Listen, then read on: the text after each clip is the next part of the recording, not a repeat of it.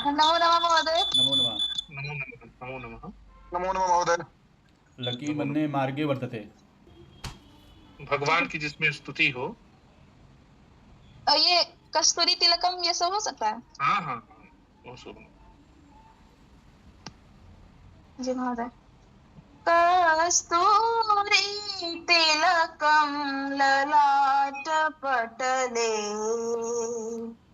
वक्षस्थले कौस्तुभम् नासाग्रे वरमौक्तिकं करतले वेणुकरे कङ्कणम् सर्वाङ्गे हरिचन्दनं सुललितम् कंठे च मुक्तावली न गोपस्त्री गोपस्त्री परिवेष्टितो विजयते गोपाल चूड़ामणिम् गोपाल चूड़ामणिम्। धन्यवाद। बहुत सुंदर। गोपाल चूड़ामणि। हाँ, मणिम नास्ति, मणिम नहीं है, मणि। ठीक है महोदय। बहु सम्यक, बहु शोभनम, बहु सम्यक हो। उत्तमम उत्तमम। सम्यक गीतम भवत्या। चलतु अग्रे चलामः मनीष महोदय। स्क्रीन दर्शयामि। कल हम लोगों ने स्वर व्यंजन के विषय में पढ़ा। उस स्वर व्यंजन के क्रम में हम लोगों ने संयुक्त अक्षर या संयुक्त व्यंजन वाले वर्णों के विषय में जाना। कुछ शब्द आपको गृह कार्य के रूप में मिले हुए थे। आप लोग आशा है कि उसको करके लाए होंगे, लेकिन किसी ने इस ग्रुप में भेजा नहीं। भेज दिया जाए अभी महोदय? क्या ग्रुप में तो नहीं भेजा गया था, लिख के रखे हुए थे। तो ग्रुप में यदि आप भेजेंगे तभी ना हम लोग जानेंगे कि आपने क्या किया क्या नहीं किया। जी महोदय। कक्षा के उपरांत आप सभी लोग जो गृह कार्य मिला हुआ है उसको आप लोग भेज देंगे, उसको देख लिया जाएगा। अग्रे चलामः वयम सर्वे। वर्णों का उच्चारण स्थान। वस्तुतः सभी वर्णों का उच्चारण स्थान मुख से होता है। तो जो भी वर्ण हैं, जो भी शब्द हैं, सब मुख से ही बोले जाते हैं। लेकिन मुख के अंदर अलग अलग अंग भी हैं। उन अंगों का प्रयोग किसी भी वर्ण के सुस्पष्ट उच्चारण में होता है प्रयोग। अर्थात कुछ वर्ण ऐसे हैं जो किसी खास अंग के द्वारा स्पष्ट रूप से उच्चारित होते हैं।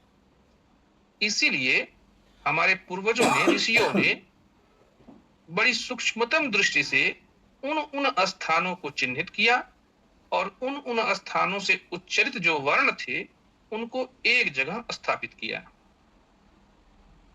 अब हम देखते हैं कि वर्णों के उच्चारण के विषय में यहाँ पे क्या कहा गया है। तो आशीष कुमार, आप जो है वर्णों के उच्चारण के विषय में जो लिखा हुआ हिंदी में है उसको आप एक बार पढ़ें। जी महोदय। सभी वर्णों की अपनी अलग अलग ध्वनि होती है। ये सभी ध्वनियां तभी उच्चारित होती है जब नाभि से उठी हुई वायु मुख के किसी भाग या स्थान से टकराती है। मुख के जिस भाग या स्थान से वायु के टकराने पर किसी वर्ण का उच्चारण होता है, मुख के उस भाग को उस वर्ण का उच्चारण स्थान कहते हैं। कुछ वर्णों के उच्चारण में मुख के एक ही अवयव की सहायता ली जाती है, तो कुछ वर्णों के उच्चारण में मुख के दो भागों की सहायता ली जाती है। संस्कृत व्याकरण में किन किन वर्णों के कौन कौन से उच्चारण स्थान है उनको बताने के लिए कुछ परिभाषिक शब्दावली दी गई है, जिसका यहाँ विवरण दिया जा रहा है। बहुत सुंदर, बहुत सुंदर आशीष जी। जैसा कि एकदम स्पष्ट है कि किसी वर्ण का जो उच्चारण है वह हमारी नाभि से जब प्रारंभ होता है, नाभि से जब वायु निकलती है ऊपर की ओर, हृदय स्थान होते हुए, कंठ स्थान होते हुए। जब वह कंठ स्थान के से ऊपर आती है, तब हम वस्तुतः वह जो नाभि से निकलती है तो वहीं पे उसका आकार प्रकार सब निश्चित हो जाता है, लेकिन क्योंकि वह मुखरित नहीं होती है, जब तक वह मुख से बाहर नहीं निकलेगी तब तक वह कौन सा वर्ण है यह पता नहीं लगता है। जब वह मुख से बाहर आ जाती है तब हमें मालूम पड़ता है कि यह क बोल रहा है, यह क वर्ण है। मुख के अंदर अलग अलग अंग है, जैसा कि यहाँ दिया गया है। उन अंगों से वह जब टकराती है, स्पर्श होती है, तो उस तरीके का वर्ण हमें सुस्पष्ट सुनाई पड़ता है। अब यहाँ पे जो है कुछ पारिभाषिक संस्कृत में हमारे पाणिनि आदि अनेक आचार्यों ने कुछ पारिभाषिक शब्द दिए कि किन किन वर्णों का उच्चारण स्थान मुख के अंदर निहित किन किन स्थानों से होता है, उसको यहाँ पे आप लोगों के समक्ष दिया जा रहा है। जैसे कंठ, कंठ अर्थात गला मुख के अंदर है, तो कंठ जो होता है उससे देखिए एक सूत्र है, अकुह विसर्जनीया नाम कंठ। अवर्ण, अ कहने का अर्थ है अ के साथ साथ आ का भी हम ग्रहण कर लेंगे। कु का अर्थ है क वर्ग, वर्ग अर्थात समूह। तो क समूह के अंदर 5 अक्षर आते हैं, क ख ग फ ङ, इनका ग्रहण करेंगे। ह वर्ण, ह जानते ही आप लोग हैं। और विसर्ग, विसर्ग 2 जो बिंदु है, इसका उच्चारण स्थान पहली कक्षा में बताया गया था, ह ही होता है, तो विसर्ग। इन सभी का उच्चारण स्थान कंठ होता है। कंठ अर्थात गला। इससे बोले जाने वाले वर्ण कंठ्य कहलाते हैं। अब हम लोग आगे चलते हैं, तालु के विषय में देखते हैं। इचु यशानाम तालु, इचु यशानाम तालु। ई यहाँ ह्रस्व ई दिया है, इससे दोनों ई को ले लेंगे। ई छोटी ई और बड़ी जो 18 प्रकार की ई होती है, उन सभी का ग्रहण इसी से होता है। तो यहाँ पे 2 ही दिया हुआ है, ह्रस्व और दीर्घ, तो इसे हम लोग समझ लें कि 18 प्रकार की जो ई होती है उसका उच्चारण स्थान तालु होता है। चु, च, छ, ज, झ, य और य और तालव्य शकार श, इनका उच्चारण स्थान तालु होता है। अब तालु का स्थान कहाँ है? देखिए यहाँ पे ऊपर स्पष्ट रूप से लिखा हुआ है, ऊपर के जबड़े का कोमल जो भाग है उसे तालु कहते हैं। इचु यशानाम तालु। तालु 2 जगह है, एक तो जबड़े के ऊपर है और एक कंठ के ऊपर। जब कंठ से हम ऊपर आते हैं, ऊपर वाले हिस्से को, नीचे वाले हिस्से को नहीं बोल रहे हैं, तो वहां भी जो है एक तालु स्थान पड़ता है। ऐसा एनसीईआरटी की बुक में भी प्राप्त होता है। यहाँ पे ऊपर के जबड़े का जो कोमल भाग है उसे तालु कहते हैं। इसको और आसानी से अगर तालु को समझना है तो जब गर्म चाय, गर्म जल, गर्म दूध तेजी से आप पी लेते हैं या कोई भोजन बहुत गर्म हो, तो आप देखिए आपका ऊपरी जो हिस्सा होता है वह जल सा जाता है और आपको खुरदुरा टाइप का लगता है, तो लोग कहते हैं कि तालु जल गया, गर्म भोजन कर लिए इसलिए तालु जल गया। तो उसे ही आप जानिए तालु। तो उस तालु स्थान से जब हमारी जिह्वा स्पर्श करती है तो हम ई, बड़ी ई अर्थात ई, ई, च, छ, ज, झ, य और श, इन सभी वर्णों का उच्चारण करते हैं। आप अनुभव भी कर सकते हैं। आप देखिए च, जहां पे आपकी जीभ च के उच्चारण में स्पर्श कर रही है, वहीं पे छ का भी उच्चारण हो रहा है। वहीं जहां च का उच्चारण करते वक्त जीभ स्पर्श की थी जिस स्थान को, उसी स्थान पर छ को भी स्पर्श कर रही है, ज को, झ को और य। इसके साथ साथ ई और ई, य और श, इन सभी वर्णों को एक ही स्थान पर, मुख में स्थित एक ही स्थान पर जीभ स्पर्श कर रही है। इसलिए ये सभी तालव्य वर्ण कहलाते हैं। अग्रे मूर्धा स्थान आता है। मूर्धा स्थान जो है, इसके विषय में, इस मूर्धा स्थान वाले या मूर्धन्य स्थान वाले जो वर्ण हैं, उनके लिए सूत्र आता है ऋतु रसाणाम मूर्धा। री और री, ये दो वर्ण, इसके साथ साथ, इनके साथ साथ 18 री वर्ण को हम ले लेंगे, ह्रस्व दीर्घ प्लुत अनुनासिक अनुनासिक इत्यादि करके। उसके बाद ट वर्ग। ट वर्ग का अर्थ है ट समूह, ट, ठ, ड, ढ, ण। इसके साथ साथ र, देखिए री टू र, तो र वर्ण भी और श, इसे भी हम ले लेंगे। ये मूर्धा स्थानीय है, अर्थात मूर्धन्य ये वर्ण है। इसीलिए हिंदी में पढ़ाते वक्त हम लोग बोलते हैं तालव्य सकार, दंत्य सकार, मूर्धन्य सकार। तो वही मूर्धन्य सकार यही बताने के लिए कि यह जो श है, यह मूर्धन्य अर्थात मूर्धा स्थान से उच्चरित होता है, इसलिए यह मूर्धन्य सकार है। अब ये मूर्धन्य या मूर्धा कहाँ है, इसके विषय में भी आप जान लें। तालु के ऊपर, जब आप दांत से, ऊपरी वाले दांत से थोड़ा सा ऊपर जाएंगे तो तालु आएगा, और उससे थोड़ा सा और आगे जाएंगे तो वहां पे खुरदुरा टाइप का आपको दिखेगा। जीभ से आप स्पर्श करिए तो आपको वो दिख जाएगा। उसी खुरदुरे वाले भाग को हम मूर्धा बोलते हैं। तो याद रखिए, जब मूर्धन्य सकार का उच्चारण करना हो तो आप अपनी जीभ को जब ज्यादा मोड़िएगा और ऊपरी तालु से आगे जाके थोड़ा स्पर्श करने की कोशिश करिएगा, और वहां से जब उच्चारण करिएगा श का, तभी सही मायने में श का उच्चारण होगा। श।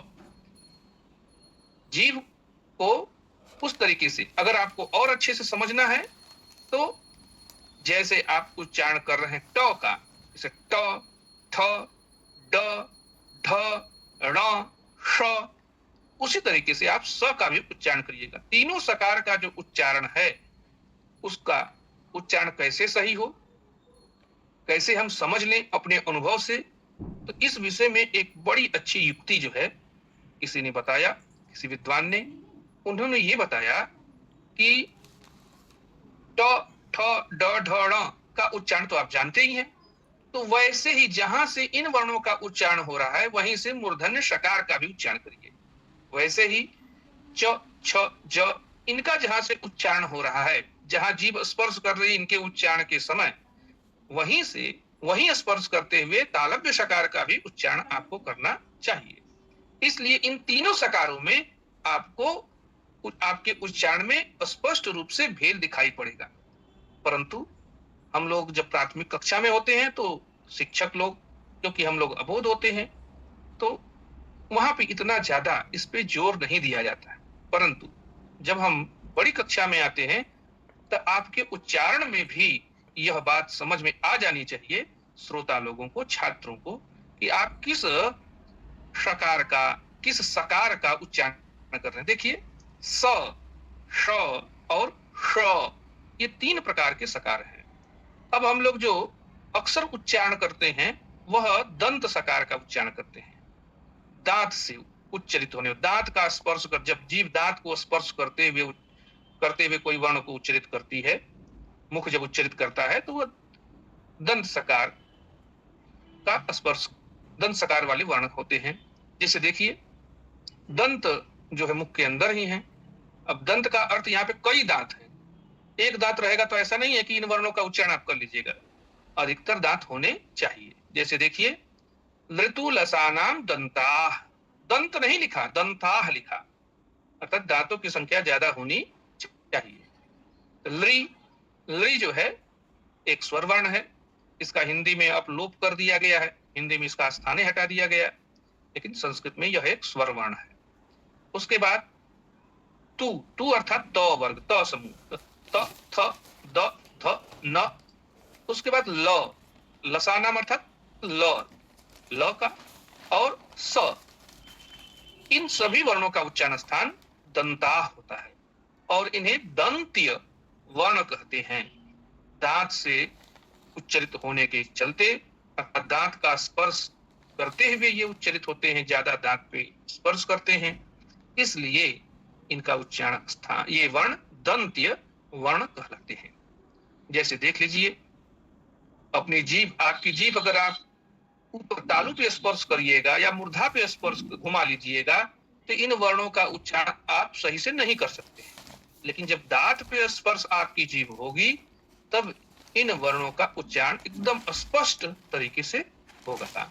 जैसे त, थ, द, ध, न। अब देखिए एक ही स्थान पे त बोलते वक्त भी जीभ वहां पे स्पर्श हुई, थ बोलते वक्त भी वहीं पे स्पर्श हुई। तो जो दंत सकार है, दंत जो सकार है वहीं पे स्पर्श होनी चाहिए उसके भी उच्चारण में। तो आपका जो दंत सकार है वह सही तरीके से उच्चरित होगा। ऐसे ही जो मूर्धन्य सकार है वह मूर्धा स्थान पे जीभ का स्पर्श होगा। वैसे ही जो तालव्य सकार है वह तालु पे जीभ का स्पर्श करते हुए करिएगा तो आपका उच्चारण तीनों सकारों में एकदम स्पष्ट रहेगा। अस्तु, अग्रे चला मैं, यहाँ तक आप समझ गए होंगे। कोई प्रश्न है तो आप पूछ सकते हैं इस बीच में। आगे चले।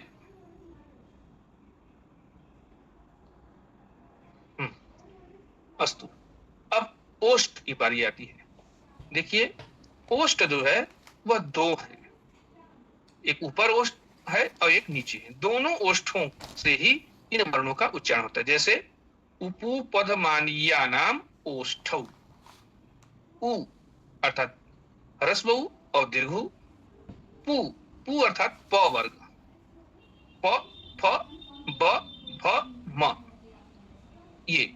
और उपधमानीय, उपधमानी अह, अह, प, अह, फ, इनका उच्चारण स्थान जो है यह उपधमानीय कहलाता है। इन वर्णों का उच्चारण ओष्ठ से होता है। ओष्ठ कहने का अर्थ है दोनों, इसीलिए कहा ओष्ठौ। उपू पदमानीया नाम अर्थात उ, पु, पवन, उपधमानीया नाम और उपधमानीय वर्णों का उच्चारण ओष्ठौ, ओष्ठौ अर्थात ओठों से होता है। तो दो ओठ है, एक ओठ अगर नहीं रहेगा आपका तो समझ लीजिए कि इन वर्णों का प, फ, ब, भ उच्चारण तो होगा परंतु दूसरा व्यक्ति उसे स्पष्ट रूप से समझ नहीं पाएगा, बहुत देर से समझ पाएगा। इसलिए कभी किसी किसी का ओठ प्रकृति द्वारा कट गया रहता है स्वतः, तो वह इन वर्णों के उच्चारण तो करता है परंतु दूसरे को समझने में काठिन्य होता है, कठिनाई होती है। इसलिए ओठ का रहना भी अत्यधिक आवश्यक है तो इन वर्णों के उच्चारण के लिए। अब हम लोग आते हैं नासिका स्थान पे। नासिका नाक को कहा जाता है और इन वर्णों के लिए एक सूत्र दिया गया, य, म, ङ, ण, ना, नाम, यम गणना नाम नासिका च। अब य, म और ङ, ण और न, ये पांच वर्ण, इनका उच्चारण स्थान होता है नासिका। अर्थात ये इनके उच्चारण में नाक का जो है, नाक की आवश्यकता पड़ती है, नाक से इनका उच्चारण होता है, इसीलिए इन्हें नासिका कहा गया। अब देखिए इसी सूत्र में च भी लगा दिया, यम गण ना नाम नासिका। च लगाने की आवश्यकता थी तो च लगाया, इसलिए और च का अर्थ है और, अर्थात नासिका के साथ साथ ये वर्ण अपने अपने जो उच्चारण स्थान हैं उनसे भी उच्चरित होते हैं। और नासिका के साथ साथ में ये, जैसे आप ङ को ले लीजिए तो ये तालु से भी उच्चरित होता है और नाक से भी इसका उच्चारण, दोनों की सहायता य के उच्चारण में पड़ती है। वैसे म ओष्ठ भी है, ओष्ठ स्थानी भी है और नासिका स्थानी भी है। ऐसे ङ कंठ स्थानी भी है और नासिका स्थानी भी है। ऐसे ण मूर्धन्य स्थानी भी है और नासिका स्थानी भी है। वैसे न दंत्य स्थानी भी है और नासिका स्थानी भी है। इस तरीके से इन पांचों वर्णों का उच्चारण दो जगह है, अर्थात उच्चारण करते वक्त इन दोनों स्थानों पर इन वर्णों का स्पर्श जो है हमें महसूस होता है, इसलिए इन वर्णों का उच्चारण स्थान दो जगह माना गया। अब अनुस्वार का उच्चारण स्थान नासिका भी है। नाक को नासिका कहते हैं, नाक से बोले जाने वाले वर्ण नासिक्य कहलाते हैं। नासिका वाले वर्ण नासिक्य हो गए। इनके उच्चारण में प्राणवायु मुख के अंग क्रमशः कंठ, तालु, मूर्धा, दंत, ओष्ठ, जैसा कि हमने पहले ही बताया आप लोगों को, इन पांचों स्थानों के साथ साथ नासिका से भी होती हुई बाहर निकलती है। अतः इन वर्णों को अनुनासिक भी कहते हैं।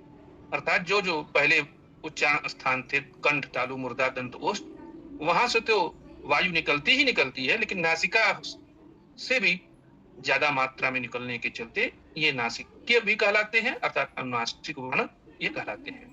अब हम लोग आ जाते हैं, कुछ वर्ण ऐसे होते हैं जिनके दो दो उच्चारण स्थान होते हैं, जैसे ए दैतो कंठ तालु। ए और ऐ जो स्वर वर्ण है उनका उच्चारण स्थान कंठ और तालु होता है।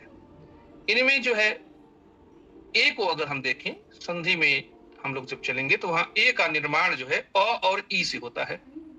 ए दैतो हो कंठ तालु। अगर इसको अलग अलग करें, एत और ऐत, तो बन गया षष्ठी के बहुवचन में ए दैतो, एत ऐत। तो अगर षष्ठी का रूप चलाएंगे तो ए दैतो, ओस लग जाएगा, एत ऐत ए दैत। अब षष्ठी का ओस लगेगा तो ए दैतो। एत का अर्थात ए का और ऐत का उच्चारण जो है कंठ तालु होता है, दोनों होते हैं। इनमें जो है ए जो है वह दो वर्णों से मिलकर बनता है।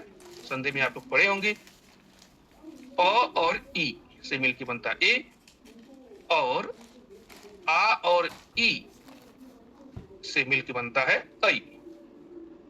क्रमशः कंठ और तालु से उच्चारित होने वाले दो स्वरों के परस्पर मिलने से बनते हैं, अतः इनके उच्चारण में कंठ तालु दोनों का उपयोग होता है। ऐसे समझ ले, अ का उच्चारण स्थान कंठ, ई का उच्चारण स्थान तालु, तो ये दो वर्णों से मिलकर बना है, इसीलिए कंठ तालु हो गया। तो ए और ऐ ये दोनों का उच्चारण स्थान कंठ होता है और तालु होता है, इसलिए ये दोनों वर्ण कंठ तालव्य वर्ण कहलाते हैं, कंठ और तालु से उच्चारित होने के चलते। ऐसे ही ओ दौतो हो कंठोष्ठम। ओ, ओत और औत, ओत और औत ये दोनों अर्थात ओ वर्ण और अवर्ण इनका कंठोष्ठम, कंठ और ओष्ठ उच्चारण स्थान होता है। ये भी आप देख लें, अ और उ के मिलने से ओ बनता है और आ उ के मिलने से औ बनता है, इसलिए इनका उच्चारण स्थान कंठोष्ठ हुआ, और ये वर्ण जो है कंठोष्ठ कहलाते हैं।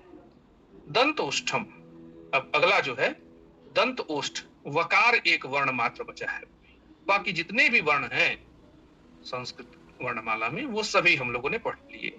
वकार का उच्चारण स्थान जो होता है वो दंतोष्ठ होता है, दंत भी होता है, दांत भी और ओष्ठ भी, अतः यह दंतोष्ठ ध्वनि वाला वर्ण कहलाता है। इसके उच्चारण में जिह्वा दांतों से लगती हुई ओठ को भी स्पर्श करती है, ओठ भी कुछ मुड़ते हैं इसमें है, इसलिए इसको जो है इसका उच्चारण स्थान दंतोष्ठ कहलाता है। जैसे व तो देखें थोड़ा सा ओठ का भी स्पर्श हुआ, ओठ भी मुड़ा और दांत पे भी जिह्वा लगी, इसलिए वकार का अर्थात व वर्ण का उच्चारण स्थान दंतोष्ठ होता है। इस प्रकार से हम लोगों ने वर्णों के उच्चारण के विषय में ज्ञान प्राप्त किया। अब हम लोग इससे संबंधित अगर कोई किसी का प्रश्न है तो उसको आप लोग देख सकते हैं। यहाँ पे एक उच्चारण स्थान की तालिका भी दी गई है, प्रदर्शित किया गया है कौन सा वर्ण किस जगह से उच्चारित होता है, उसे किस नाम से पुकारा जाएगा। इसको भी आप लोग देख करके व्हाट्सएप ग्रुप में भेजा गया होगा, इसको आप लोग एक बार अभ्यास कर लेंगे। और हम तो ये कहेंगे कि आप लोग सूत्र ही कंठस्थ कर लीजिए, जो भी भ्रम रहेगा वो सब दूर हो जाएगा। भारतीयैकता साधकं संस्कृतं, भारतीयत्वशं पादकं संस्कृतं, भारतीयैकता साधकं संस्कृतं, भारतीयत्वशं पादकं संस्कृतं, ज्ञानपुञ्ज प्रभादर्शकं संस्कृतं, सर्वदानन्दशं दोहदं संस्कृतं, भारतीयैकता साधकं संस्कृतं, भारतीयत्वशं पादकं संस्कृतं नगरे नगरे ग्रामे ग्रामे विलसतु संस्कृतवाणी सदने सदने जन जन वदने जयतु चिरं